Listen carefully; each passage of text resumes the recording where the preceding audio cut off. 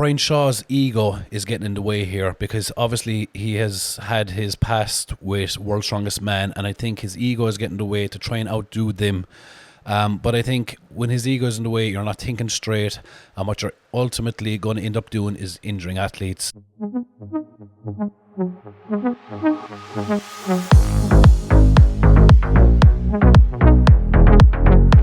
Hey guys, welcome back to the channel. So this is the first video I've done since Europe's Strongest Man, and I'll touch on it quickly. It just wasn't my day. The safe press was probably my biggest issue of the whole competition, and I managed to fuck it up. But I had set my own safe press at home at 54 inches. I had set the one in the warm-up area at 54 inches, and the one we're actually using in the competition turns out to be, I think it was 57 inches. So threw me off a little bit. It wasn't a great event for me in the first place. And when I was trying to squat jerk it up, I landed funny on my right leg and twisted my knee. And I don't know if anyone's ever twisted their knee or their ankle. It's unpleasant. But I just continued on because I don't have many more of these competitions left in my... so I said I'd battle on, and I did, and didn't do too badly with an injury.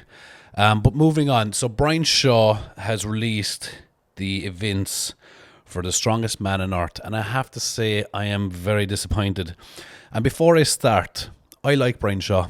I love Brian Shaw. In fact, I'll never forget when I first met him, and he was in my, I think he was in my group or the following group, and I'd never met Brian Shaw before, and he was actually, it was the first event at World's Strongest Man, and it was a deadlift, and he was actually one of the guys helping me to put on my deadlift suit, and that was my first interaction with Brian Shaw. So you can imagine, for me as a novice coming into World's Strongest Man, and Brian Shaw helped me put on my deadlift suit. So I'll always have a ton of respect for Brian Shaw, the athlete and the friend. But for Brian Shaw, the event organizer of competitions, I'll be honest, I think you're being a bit of a cunt, to put it politely.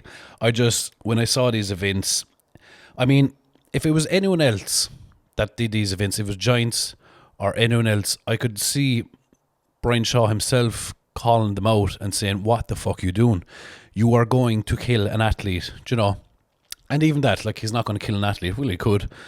But you're going to injure someone. You're 100% going to injure someone. And when they put these events together, and obviously it must have been him and some of his crew or whatever, and they looked down at these 8 events, surely someone said to someone, I think someone's going to get injured, maybe we should change something. Because looking at the list of events, it's 7 max efforts. And like, when you're dealing with fellas that are this strong, you're going to get an injury. Do you know what I mean? So just to go down through the events quickly, max log. Now I know that a lot of you are seeing this and saying, oh yeah, that's not too bad. But trust me, right? Go to your gym and do a max log, right? Whatever it is, try and take about 10 or 12 steps or different sets to get up to that max weight, and tell me how you feel about 7 more events after that. It's not pleasant. There's a lot of injury factor with that as well. We see Kane, for instance, at the minute is recovering from a torn groin from max log effort. We've seen JF Caron blow out both his knees. We've seen the American guy, I can't remember his first name, last year at the World Log Lift Championships, blow out his knees, burst his spleen, nearly killed himself. We've seen so many bad injuries from log press, and to think that this is only event 1 of 8 of 7 max attempts. So I just think that's the first mess up. And plus, watching a couple of the guys that were there last year with Brian Shaw's log, they said it was all difficult. A lot of them struggled with his log, whatever the type is. So to think that we're going to see a new world record, I would be shocked if we did, especially if they struggled with last year, because straight away the struggle is already set in their mind that they are going to find it difficult. So I think we're going to see probably a 210, 215, maybe 220 log, and that'll be it. Then it's max keg, and you're thinking, oh yeah, max keg, you won't really get injured, but we've seen Buckethead Lallis tear his bicep throwing a sandbag one time. So like if you're going for max effort into a keg, there's a possibility of injuring yourself, you know. Anything where the word max is involved, there's a higher possibility of injury. I don't care if we're talking about max chess playing or max soccer playing, there's a high risk of injury. Moving on to the next one, frame into arm over arm. And apparently this is extremely heavy too. It's not your standard, like we have something similar, or we had something similar at Giants Live last year where it was anvil into an arm over arm. And it was it was perfect because everyone kind of finished it fast enough times. It wasn't that heavy. And these are great events as well to put in between the likes of a deadlift and overhead press. Just it feels like a little break, you know. But no, not Brian Shaw. Brian is putting these as heavy as possible. The weights aren't confirmed yet, so we're not sure. So if you think that wasn't bad, we're going into a max stone. I mean, why not? Because why the fuck not? That's why. So last year we seen the last stone was 600 pounds. And you have a couple of great stone lifters here. Obviously, you have Tom Stoneman going, but Tom Stoneman bottomed out last year and failed all stones. Hopefully his plan will have changed for this year going into this, as this is an event he should be winning. You also have Thor back this year as well, so he's obviously a great stone lifter, so possibly him, but again it's for max. I just feel like Brian Shaw's ego is getting in the way here, because obviously he has had his past with World's Strongest Man, and I think his ego is getting in the way to try and outdo them. But I think when his ego is in the way, you're not thinking straight, and what you're ultimately going to end up doing is injuring athletes, and it's a load of bollocks if he can't see that. And of all people then to come up with this, like Brian Shaw at World's Strongest Man would complain about the colour of the dumbbell, do you know, and for him to go and set up his own organisation and put 7 out of 8 events making the max is just, if he was handed these events back when he was an athlete, he would fucking scream. And he would have been right. But anyway, let's move on. So we've max stones, and if that wasn't bad enough, we have a trap bar deadlift for max. Now, the thing about this trap bar deadlift is it's different from a normal deadlift bar, because it's as if you can put your whole body into a trap bar deadlift. I myself have lifted 500 kilos in a trap bar, and I didn't even train for that hard. So you're going to see fellas here, I'd 550 maybe. I think the record is 555 kilos. You're going to see lads here possibly going to 570, maybe 580. There was some talks of a 600 kilo trap bar deadlift, but I don't think so. Like, I know it's an easier way of deadlifting, but a kilo is still a kilo. Let's not forget.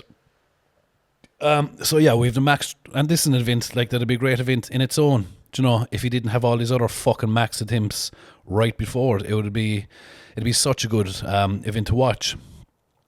Then we have the safe carry, and of course it's a max super yoke. We have seen lots of injuries with super yoke. We have seen, typically when you're going for max, if you think back to World's Strongest Man, we saw Lawrence Schlade, his Achilles. I think there was another injury that time when they misloaded the super yoke. And if you think back to the Bale tote yoke back in the Arnold Classic, that ended a couple of careers, one of which was one of my favourite strongmen of all time, which is Rod Zukowski, who had such a bad bicep tear on the yoke. We've seen Graham Hicks as well rip his bicep on a super yoke, and you can imagine, right? Because max log, there's a lot of biceps in log, there's a lot of bicep in keg, there's a lot of bicep in arm over arm. Stones, you've seen so many people tear biceps in stones. Then you have the trap bar, then you have the max yoke. It's like he wants biceps to end. So then you have the max yoke, obviously. Moving on from that, then you have the chest press for max, you guessed it. And again, I just don't see the fucking point. Why not do something? Why not be even less of a cunt and make one of them for reps? Do you know what I mean? Make the chest press for reps, 200 kilos for reps. Do you know? Just fucking try not be an all-out cunt. And to end it all, right, you're thinking, oh yeah, he'll probably finish it with something easy. Surely something easy. No. He puts in the biggest strongman career-ending event that was ever created, which is the tire flip into power stairs. You know, if the tire flip on its own wasn't bad enough, he's put in a cunt of a power stairs just to be extra cunty. The tire flip has ended many careers, one of which would be, again, one of my favourite strongmen, Derek Poundstone. Derek Poundstone obviously took a big hiatus from strongman and started to get back into it again, and made a big mistake of doing one of Glenn Ross's competitions, Ultimate Strongman, where there was a tire flip event. And in that tire flip, Glenn being fucking Glenn with his plywood, set up the whole arena, covered it with painted plywood, which means you could break your neck walking across it, let alone trying to flip a fucking tire.